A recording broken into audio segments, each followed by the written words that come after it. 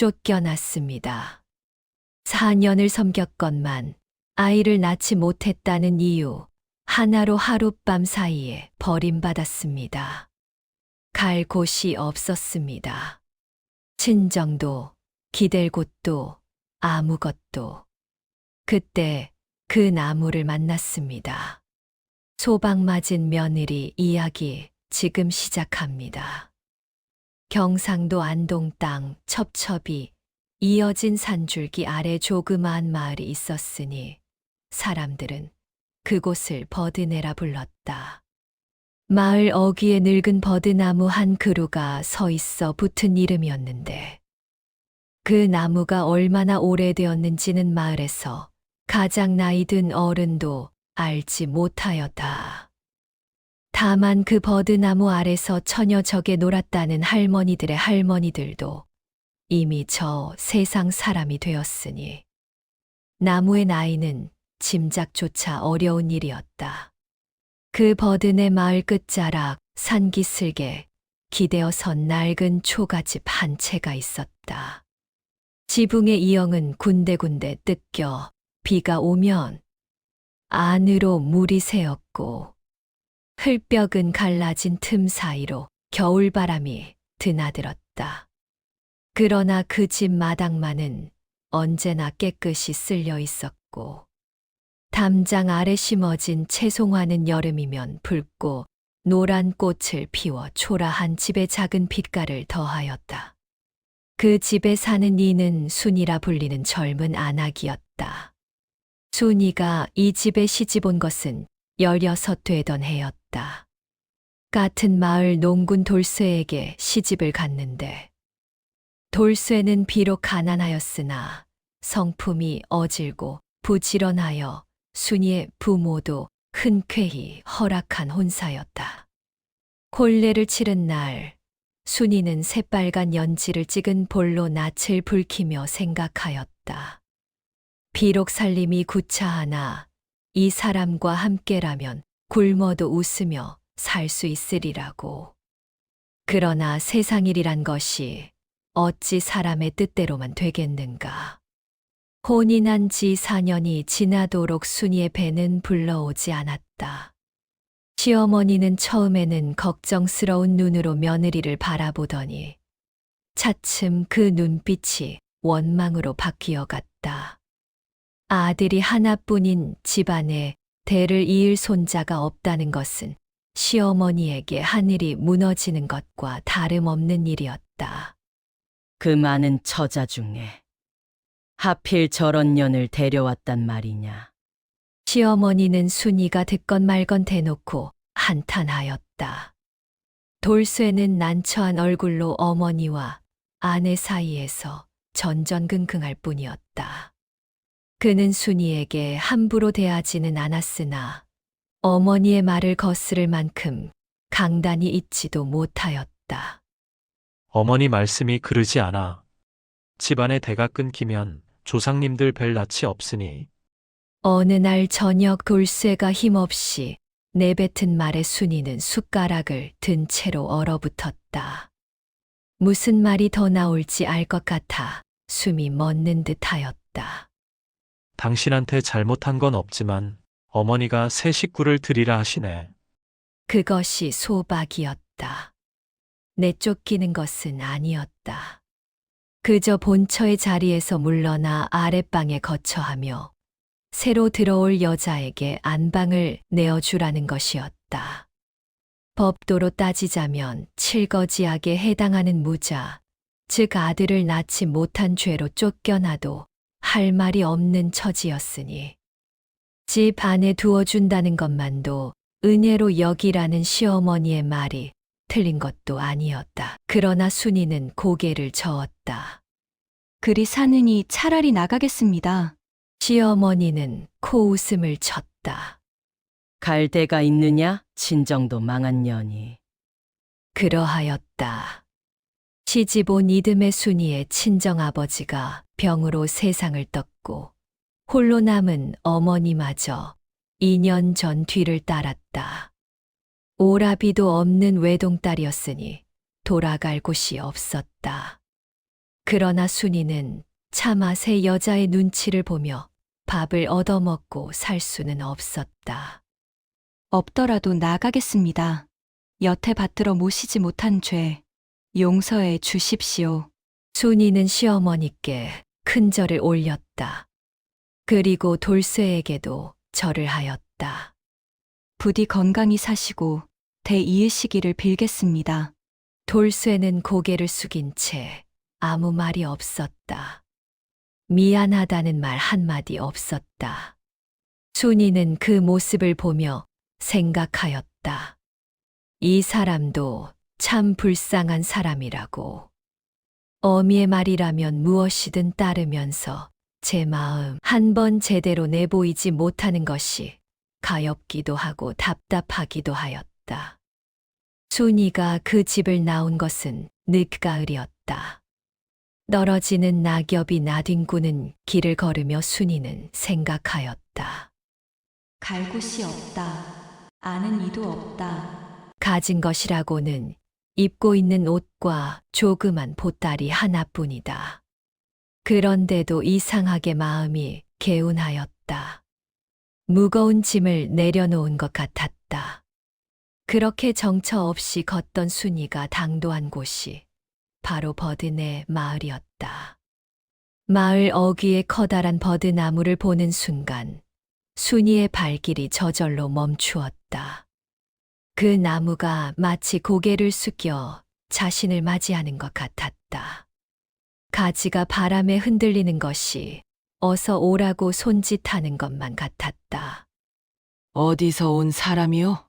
그때 누군가 말을 걸었다. 돌아보니 허리가 굽은 노파가 지팡이를 짚고 서 있었다.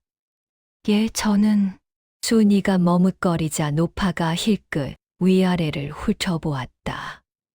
남루한 행색과 초췌한 얼굴을 보면 딱한 사정이 있는 것은 누가 봐도 알 일이었다. 갈 데가 없으면 우리 집에서 하룻밤 자고 가거라. 그 노파가 바로 버드네 마을에서 홀로 사는 봉씨 할머니였다. 봉씨 할머니에게는 아들이 하나 있었는데 10년 전 장에 갔다가 도적을 만나 목숨을 잃었다. 며느리는 한양으로 개가를 갔고 손자 손녀도 없어 홀로 지내는 처지였다. 나이가 많아 몸이 불편하였으나 품삯을 줄 돈이 없어 누구의 도움도 받지 못하고 근근히 살아가고 있었다. 할머니, 저를 거두어 주시면 제가 할머니를 봉양하겠습니다. 순이의 말에 봉씨 할머니는 한참을 멍하니 바라보더니 눈시울을 붉혔다. 이런 늙은 것을 봉양하겠다니. 내가 손해지. 손해가 아닙니다. 갈 곳도 없는 저를 거두어 주시는 은혜를 어찌 갚겠습니까? 그리하여 순이는 봉씨 할머니의 수양딸이 되어 버드네 마을에 머물게 되었다.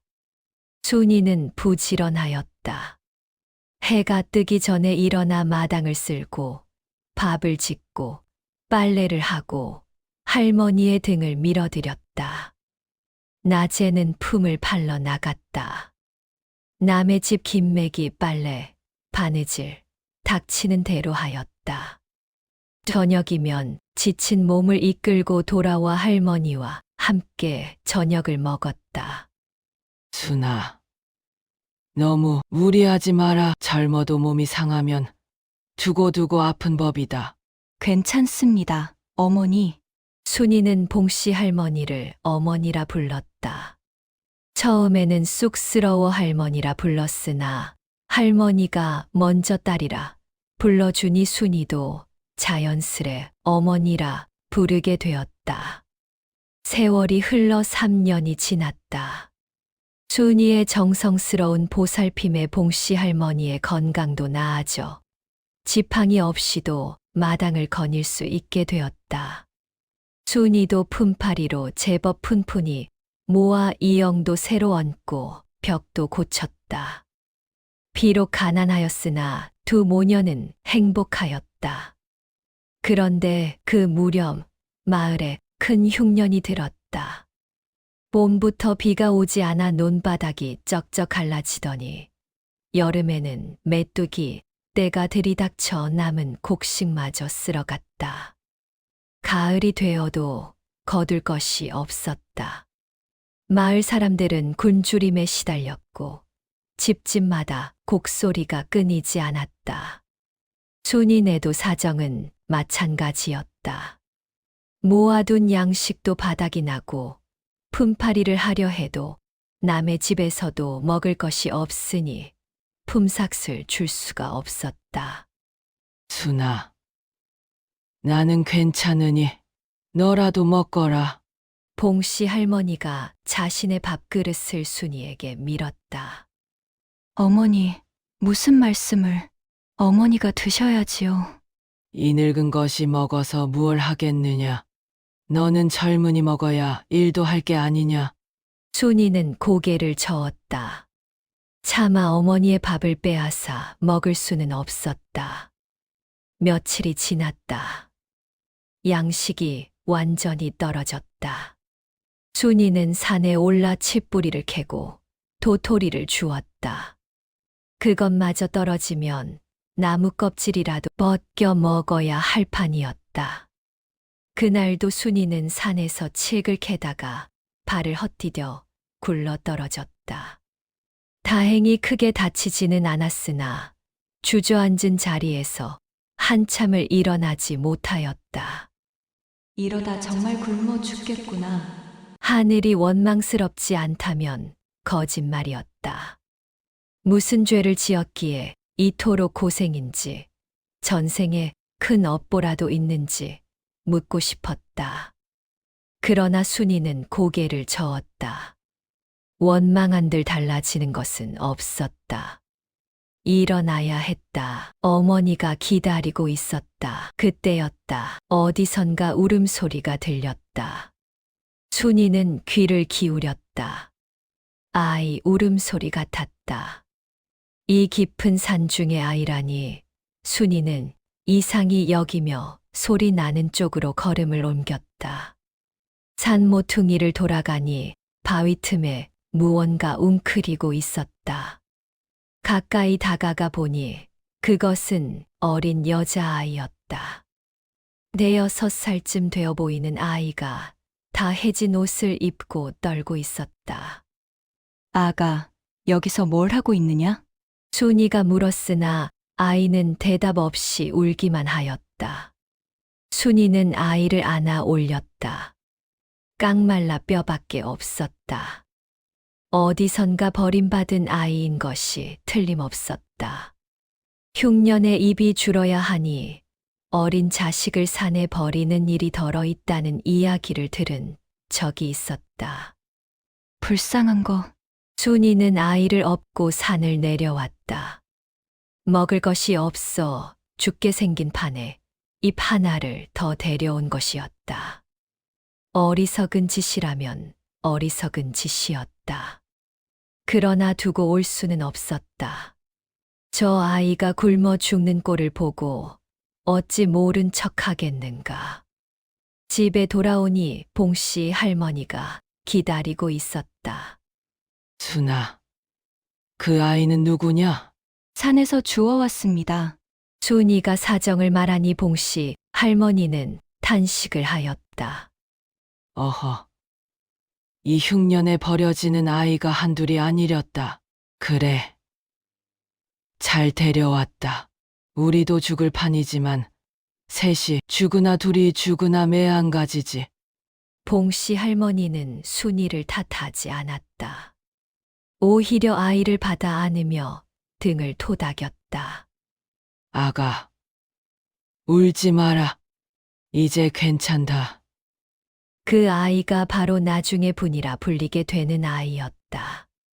그날 밤 순이는 잠을 이루지 못하였다. 내일 먹을 것이 없었다. 칡을 캐러 갔으나 빈손으로 돌아왔으니 내일은 정말 굶어야 할 판이었다. 어린 분이의 곤히 잠든 얼굴을 보니 눈물이 났다. 이 아이에게 죽 한 그릇 끓여 먹이지 못하는 자신이 원망스러웠다. 무얼 해야 하나? 순이는 고민하다 결심을 굳혔다. 내일 관아에 가서 사정을 말해보리라. 관아에서 진율미를 풀었다는 이야기를 들은 적이 있었다. 혹시 운이 좋으면 곡식을 얻을 수 있을지도 모를 일이었다. 다음 날 새벽 순이는 길을 나섰다. 마을에서 관아가 있는 읍내까지는 30리 길이었다. 굶주린 몸으로 걷기에 먼 길이었으나 달리 방도가 없었다. 한나절을 걸어 읍내에 당도하니 관아 앞에 사람들이 구름처럼 몰려 있었다. 모두 굶주린 얼굴로 구휼을 청하러 온 사람들이었다. 그러나 관아 문은 굳게 닫혀 있었고 문 앞에 선 아전이 소리쳤다. 진율미는 어제로 다 떨어졌다. 돌아가라. 사람들 사이에서 탄식과 울음소리가 터져 나왔다. 순이도 그 자리에 주저앉아 하늘을 올려다보았다. 하늘은 높고 푸르렀다. 비정하리만치 맑은 하늘이었다. 이제 어찌해야 하나? 발길을 돌려 터덜터덜 걷는데 등 뒤에서 누군가 불렀다. 거기 안악, 잠깐 기다려 보시오. 돌아보니 관복을 입은 사내가 서 있었다. 나이는 쉰 즈음으로 보였고 얼굴에 주름이 깊었으나 눈빛은 온화하였다. 저를요? 그렇소. 보아하니 딱해 보여서 말이오. 사내는 자신이 관아에서 호방이를 보는 송서방이라 하였다. 진율미가 떨어져 드릴 것이 없으나 내 집에 쌀이 조금 있으니 가져가시오. 뜻밖의 말에 순이는 어리둥절하였다. 처음 보는 저에게 왜 이런 은혜를? 아까 관아 앞에서 보았소. 다들 관아 문을 두드리며 욕설을 퍼부을 때 그대만은 하늘을 올려다보더군. 그 눈빛이 남달라서 기억에 남았소. 사람 됨됨이가 바른 이에게 베푸는 은혜쯤이야. 송서방은 순이를 자신의 집으로 데려가 쌀 반마를 내어 주었다. 순이는 땅에 머리가 닿도록 절을 하였다. 이 은혜는 평생 잊지 않겠습니다. 됐소. 살아남으시오. 그게 다요. 쌀을 지고 집으로 돌아가는 길, 순이의 눈에서 눈물이 멈추지 않았다. 세상은 모진 곳이지만 이따금 이런 사람도 있었다. 그래서 살만한 것인지도 모르겠다고 순이는 생각하였다. 봉씨 할머니와 분이가 기다리고 있었다. 순아, 그 쌀은 어디서 났느냐? 순이가 사정을 말하자 봉씨 할머니는 두 손을 모으고 먼 읍내 쪽을 향해 절을 하였다. 귀인이로구나. 부처님이 보낸 귀인이야. 분이도 순이의 치마폭을 붙잡고 방긋 웃었다. 순이는 아이의 머리를 쓰다듬으며 웃었다. 오랜만에 웃는 것 같았다. 그 쌀로 새 식구는 열흘을 버틸 수 있었다. 그리고 열흘이 지났을 무렵 마침내 하늘에서 비가 내렸다. 메마른 땅이 물을 빨아들이고 사람들의 얼굴에도 생기가 돌았다. 흉년은 끝나고 있었다. 그해 가을 늦게 심은 곡식이 그럭저럭 열매를 맺어 최악의 상황은 모면하였다. 순이는 송서방에게 은혜를 갚고 싶었으나 가진 것이 없었다. 다만 마음에 새기고 또 새겼다. 언젠가 힘을 얻게 되면 반드시 이 은혜를 갚으리라고. 다시 세월이 흘렀다. 분이가 13살이 되던 해 봉씨 할머니가 병을 얻었다. 나이 들어 몸이 쇠약해진 탓이었다. 순아, 내 명이 얼마 남지 않은 것 같구나. 어머니, 무슨 말씀을? 곧 나으실 겁니다. 아니다. 다 안다. 너에게 해줄 것이 아무것도 없구나. 미안하구나. 순이는 고개를 저었다. 어머니가 저를 거두어 주셨잖아요. 갈 곳 없이 떠돌던 저에게 집을 주시고 어머니가 되어 주셨잖아요. 그것만으로 충분합니다. 봉씨 할머니의 눈에서 눈물이 흘러내렸다. 고맙다. 순아, 다음 생에도 내 딸로 태어나고 싶구나.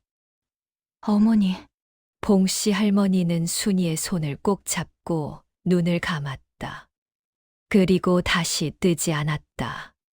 순이는 봉씨 할머니를 마을 뒷산 양지 바른 곳에 묻어들였다.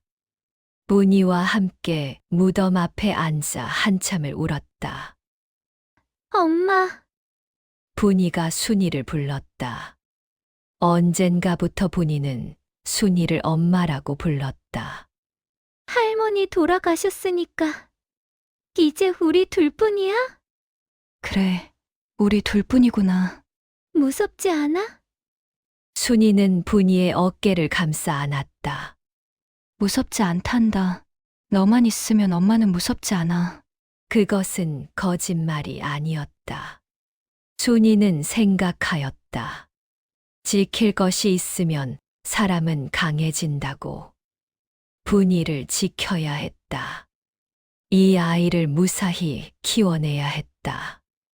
그것이 순이가 살아가는 이유였다. 세월은 멈추지 않고 흘렀다. 분이가 18이 되던 해, 마을에 커다란 경사가 생겼다. 분이가 과거에 급제한 선비에게 청혼을 받은 것이었다. 그 선비는 안동 고을 양반가의 막내 아들로 어려서부터 총명하여 20살의 과거에 급제하고 한양으로 벼슬을 살러 가게 된 수제였다. 그가 버드네 마을을 지나다가 우물가에서 물을 깃는 분이를 보고 첫눈에 반하였다. 신분 차이가 있었으나 그는 개의치 않았다. 저 아이를 아내로 맡겠습니다. 집안에서 반대하였으나 선비의 뜻이 확고하였다. 양반이니 상민이니 하는 것이 무슨 대수입니까? 저 여인과 함께 살지 못할 바에야 벼슬도 버리겠습니다. 결국 집안에서 물러섰다. 다만 정실은 어렵고 소실로 드리라는 조건이었다. 그러나 선비는 그마저도 거부하였다. 소실이면 드리지 않겠습니다. 정실 아니면 평생 장가를 가지 않겠습니다. 그 고집에 결국 집안이 두 손을 들었다. 상민의 딸을 정실로 맞이한다는 것은 당시로서는 파격적이었으나 선비의 뜻을 꺾을 수는 없었다. 혼담이 오가던 어느 날 선비가 분인의 집을 찾아왔다. 장모님께 인사드리러 왔습니다. 순이는 당황하였다. 저는 분이의 친어머니가 아닙니다. 알고 있습니다. 그러나 분이가 말하였습니다. 산에서 버림받은 자신을 주워다 키워준 분이라고. 그분이 분이의 어머니가 아니면 누가 어머니겠습니까? 선비는 공손히 큰 절을 올렸다. 장모님, 분이를 제게 주십시오. 평생 행복하게 해드리겠습니다. 순이의 눈에서 눈물이 흘렀다. 손등으로 눈물을 닦으며 순이는 고개를 끄덕였다. 분이를 부탁합니다. 혼례날 분이는 곱게 단장을 하고 순이에게 절을 올렸다. 엄마, 그동안 키워주셔서 감사합니다. 순이는 아무 말도 할 수가 없었다. 그저 분이를 껴안았다. 잘 살아야 한다. 잘 살아야 해. 엄마도 건강하셔야 해요. 내가 꼭 모시러 올게요. 분이를 태운 가마가 떠나고 순이는 빈집에 홀로 남았다. 고요하였다. 너무 고요하여 귀가 멍멍하였다. 순이는 마당에 서서 하늘을 올려다보았다. 맑은 하늘이었다. 흉년 때 보았던 그 비정하리만치 맑은 하늘과는 다른 따뜻하고 포근한 하늘이었다. 내 팔자가 기구하다 하였는데 소박을 당하고 갈 곳이 없어 헤매던 그 시절이 떠올랐다. 봉씨 할머니를 만나지 않았다면, 분이를 주워오지 않았다면, 송서방의 은혜가 없었다면, 지금의 자신은 없었을 것이다. 살아있어서 다행이다. 그 순간, 그 생각이 저절로 떠올랐다. 살아있어서 분이를 키울 수 있었다. 살아있어서 분이가 시집 가는 것을 볼 수 있었다. 살아있어서 이 따뜻한 하늘 아래 설 수 있었다. 순이는 미소를 지었다. 혼자가 되었으나 외롭지 않았다. 지난 세월 동안 받은 은혜와 나눈 정이 마음속에 가득 차 있었다. 문득 버드나무가 보고 싶어졌다. 마을 어귀의 그 오래된 버드나무. 처음 이 마을에 왔을 때 자신을 맞아주는 것 같았던 그 나무. 걸음을 옮겨 나무 아래에 섰다. 바람이 불어 가지가 흔들렸다. 마치 잘 살았다고 토닥여 주는 것 같았다. 잘 살았지요? 순이는 나무에게 물었다. 대답 대신 바람이 불었다. 순이는 눈을 감았다. 바람이 뺨을 스치고 지나갔다. 따뜻한 바람이었다. 그 후로도 순이는 버드네 마을에서 살았다. 한 해가 지나고 분이가 아이를 낳았다는 소식이 왔다. 순이는 한양으로 올라가 외손녀를 안아보았다. 분이는 행복해 보였고 사위는 분이를 극진히 대하였다. 엄마, 우리 집에서 함께 사셔요. 분이의 권유에 순이는 고개를 저었다. 고맙지만 나는 버드네 마을에 있어야 해. 할머니 산소도 있고. 순이는 버드네 마을로 돌아왔다. 봉씨 할머니 무덤에 들러 절을 올리고 그간의 이야기를 하였다. 어머니, 분이가 아이를 낳았습니다. 예쁜 여자아이예요. 어머니가 보시면 얼마나 좋아하셨을까. 바람이 불어 떨어진 꽃잎이 무덤 위에 내려앉았다. 순이는 그것을 봉씨 할머니의 대답이라 여겼다. 또 세월이 흘렀다. 순이의 머리에도 희끗희끗 흰 것이 섞이기 시작할 무렵 뜻밖의 손님이 찾아왔다. 돌쇠였다. 늙은 농군이 되어 허리가 굽고 얼굴에 주름이 가득한 모습이었다. 그 옆에는 젊은 사내가 함께 있었는데 얼굴이 돌쇠와 닮아 아들인 것을 알 수 있었다. 오랜만이요. 돌쇠의 목소리는 쉬어 있었다. 무슨 일로 오셨습니까? 순이가 물었다. 놀랍거나 반갑지는 않았다. 그렇다고 원망스럽지도 않았다. 그저 까마득히 먼 기억이 떠올랐을 뿐이었다. 사죄하러 왔소. 돌쇠가 땅에 무릎을 꿇었다. 그때 당신을 지켜주지 못했소. 어머니 말씀이라 어쩔 수 없었다고 핑계를 댔지만 그건 내 비겁함이었소. 평생 그 죄가 마음에 걸려 잠을 이루지 못한 밤이 많았소. 순이는 아무 말이 없었다. 용서해달라는 말은 못하겠소. 다만 사과는 하고 싶었소. 이 늙은 것이 죽기 전에. 돌쇠의 눈에서 눈물이 흘렀다. 순이는 한참 동안 서 있다가 입을 열었다. 일어나세요. 옛날 일입니다. 이미 지난 일이에요. 원망은 벌써 다 내려놓았습니다. 돌쇠가 고개를 들어 순이를 바라보았다.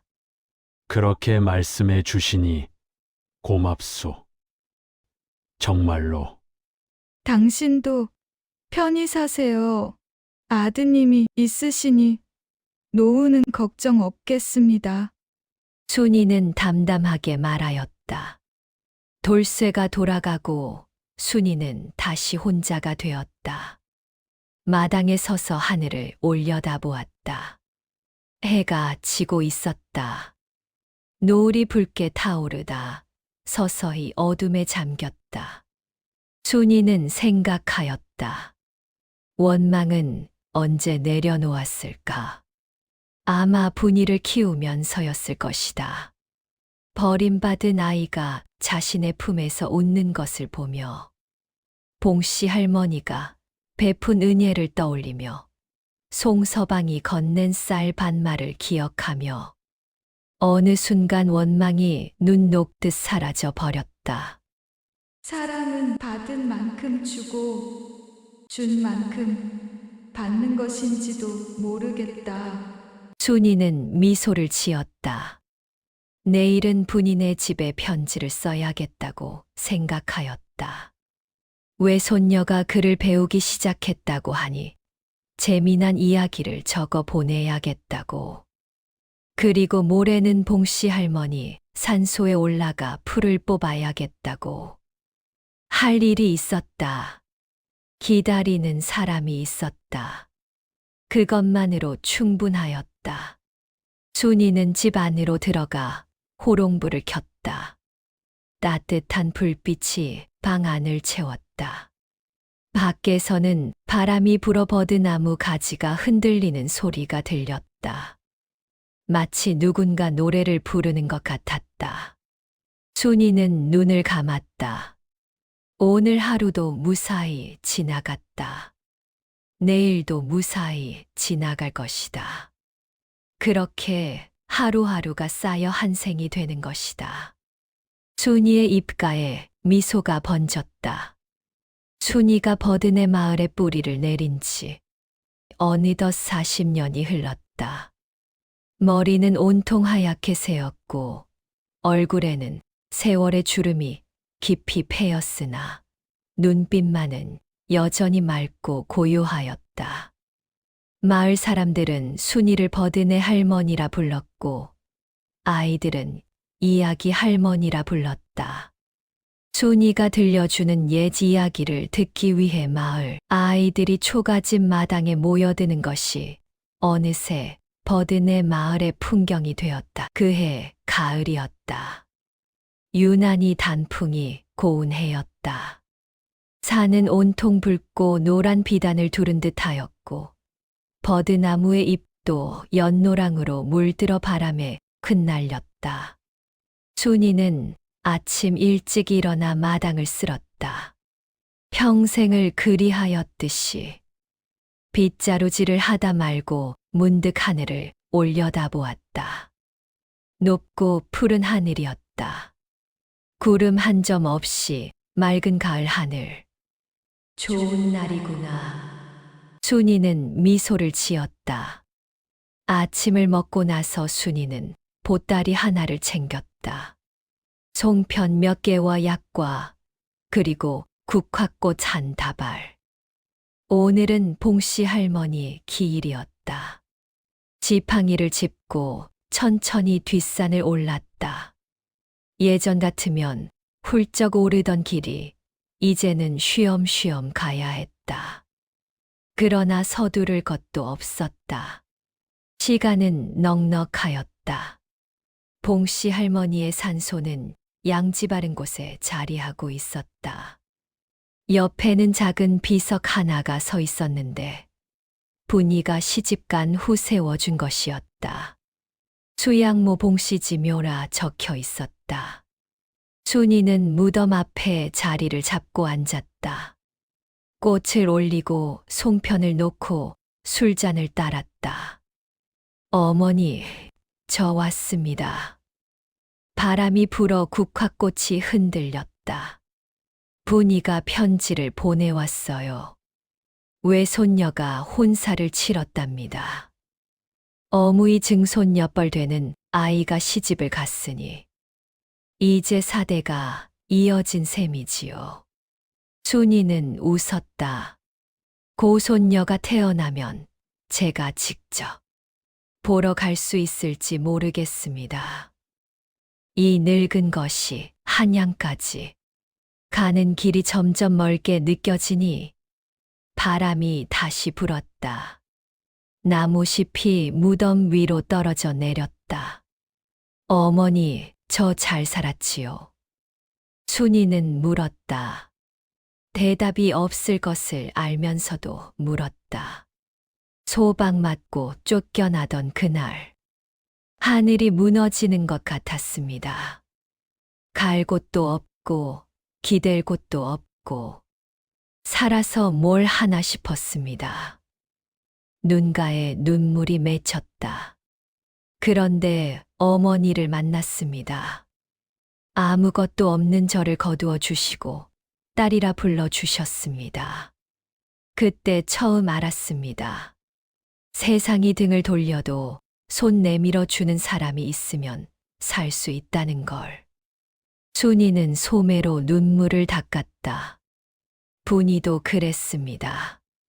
산에서 주워온 아이가 이제 손녀까지 시집 보내는 할머니가 되었으니 제가 받은 것을 돌려준 것뿐인데 그 아이가 저를 어머니라 불러주었습니다. 국화꽃 향기가 바람에 실려 퍼졌다. 송서방 어른은 벌써 20해 전에 돌아가셨다지요. 끝내 은혜를 갚지 못했습니다. 다만 그 어른이 베풀어 주신 것처럼 저도 어려운 이웃에게 손을 내밀려고 애썼습니다. 그게 갚는 길이라 생각했습니다. 순이는 고개를 들어 하늘을 바라보았다. 돌쇠도 5년 전에 세상을 떴다 하더군요. 그 사람도 편히 갔기를 빕니다. 원망은 이미 오래전에 놓았으니 한참을 앉아 있다가 순이는 일어섰다. 어머니, 저도 이제 슬슬 갈 준비를 해야 할 것 같습니다. 오래 들어 부쩍 어머니 꿈을 자주 꾸거든요. 어머니가 부르시는 거겠지요. 순이는 무덤 앞에 큰 절을 올렸다. 먼저 가 계세요. 제가 곧 가겠습니다. 산을 내려오는 길, 순이의 발걸음은 가벼웠다. 마을 어귀에 당도하니 버드나무가 보였다. 40년 전 갈 곳 없이 헤매다 처음 이 마을에 당도했을 때 보았던 그 나무. 그때도 컸지만 지금은 더 커져서 마을 전체를 품어 안을 것처럼 가지를 뻗고 있었다. 순이는 나무 아래로 걸어갔다. 가지에서 떨어진 노란 잎이 어깨 위로 내려앉았다. 순이는 그 잎을 집어 들고 한참을 바라보았다. 나도 이 잎처럼 떨어질 날이 머지않았구나. 그러나 슬프지 않았다. 나뭇잎이 떨어지는 것은 자연의 이치였다. 떨어진 잎은 썩어 거름이 되고 그 거름으로 나무는 다시 새 잎을 틔울 것이다. 그렇게 이어지는 것이 삶이었다. 순이는 나무의 등을 기대고 앉았다. 따뜻했다. 나무의 온기가 등을 통해 전해지는 것 같았다. 바람이 불어 가지가 흔들렸다. 사락사락 잎들이 부딪히는 소리가 마치 자장가처럼 들렸다. 눈이 스르르 감겼다. 꿈을 꾸었다. 봉씨 할머니가 보였다. 처음 만났을 때처럼 지팡이를 짚고 서 있었는데 얼굴에는 주름이 없었다. 젊은 시절의 모습인 것 같았다. 순아, 왔느냐? 예, 어머니. 왔습니다. 고생 많았다. 아닙니다. 행복했습니다. 봉씨 할머니가 웃었다. 환하게, 따뜻하게. 그래, 알고 있다. 내가 잘 살았다는 거. 할머니가 손을 내밀었다. 순이는 그 손을 잡았다. 따뜻했다. 살아생전 잡았던 것과 똑같이 따뜻한 손이었다. 가자, 순아. 예, 어머니. 두 사람은 손을 잡고 걸었다. 어디로 가는지는 몰랐으나 무섭지 않았다. 어머니와 함께이니 무서울 것이 없었다. 저 멀리 빛이 보였다. 따뜻하고 포근한 빛. 순이는 미소를 지었다. 해가 질 무렵 마을 아이가 버드나무 아래에서 잠든 할머니를 발견하였다. 버드네 할머니, 일어나세요. 해가 졌어요. 아이가 흔들어도 할머니는 일어나지 않았다. 다만 얼굴에는 평화로운 미소가 남아 있었다. 마치 좋은 꿈을 꾸고 있는 것처럼. 소식을 들은 마을 사람들이 모여들었다. 누군가 울음을 터뜨렸고 누군가는 조용히 고개를 숙였다. 편히 가셨구나. 마을 어른이 중얼거렸다. 복 받을 분이셨어. 저렇게 편히 가시다니. 바람이 불었다. 머드나무 가지가 크게 흔들렸다. 마치 할머니를 배웅하듯이. 순이의 장례는 소박하게 치러졌다. 그러나 문상객은 끊이지 않았다. 마을 사람들은 물론이고 먼 곳에서도 소식을 듣고 찾아왔다. 순이에게 은혜를 입은 사람들이 한둘이 아니었던 것이다. 흉년의 마지막 양식을 나누어 주었다던가, 병든 이의 간병을 도왔다던가, 갈 곳 없는 과부에게 방을 내어 주었다던가, 그런 이야기들이 상여 뒤를 따랐다. 분이가 한양에서 달려왔다. 이미 50이 넘은 나이였으나 분이는 어린아이처럼 관 앞에 엎드려 울었다. 엄마, 엄마. 분이의 남편이 장인을 대신하여 제문을 읽었다. 평생을 남을 위해 사셨으되 스스로 자랑하지 않으셨고 고난 속에서도 원망을 품지 않으셨으며 베풀되 갚음을 바라지 않으셨으니 이것이 어찌 보통 사람이 할 수 있는 바이겠습니까?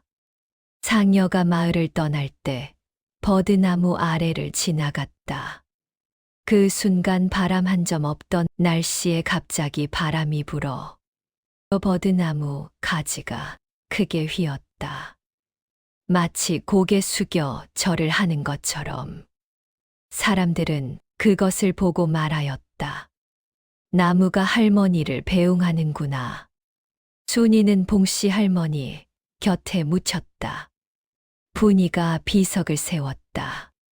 거기에는 이렇게 적혀 있었다. 자애로운 어머니 순이지며 그 아래 작은 글씨로 덧붙여져 있었다. 버림받은 딸을 거두어 키워주시고 평생 은혜를 베푸신 분. 이 은혜 영원히 잊지 못할 것입니다. 세월이 흘렀다.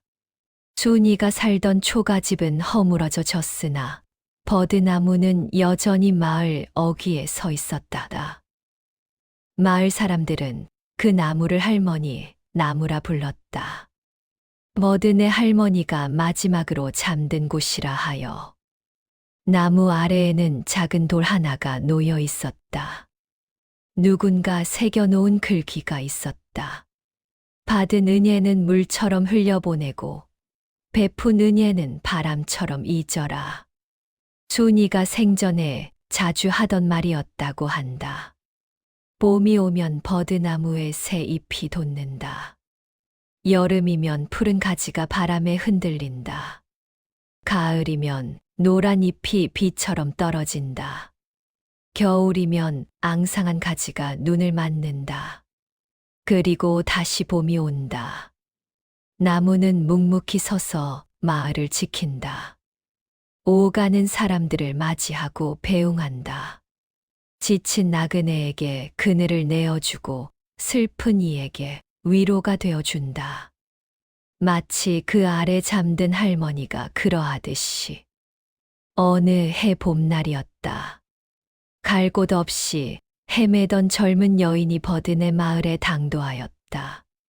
지치고 굶주린 얼굴로 마을 어귀에 서 있는 여인을 마을 사람들이 발견하였다.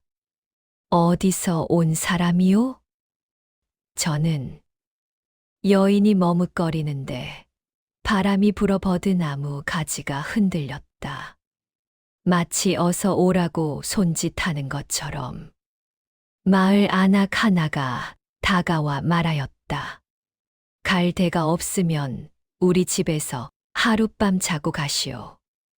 여인의 눈에 눈물이 맺혔다. 그리하여 또 하나의 인연이 시작되었다. 버드나무 아래서 받은 것을 돌려주고 돌려준 것이 다시 돌아오는 그 끝없는 은혜의 물결이 이어지는 버드네 마을에서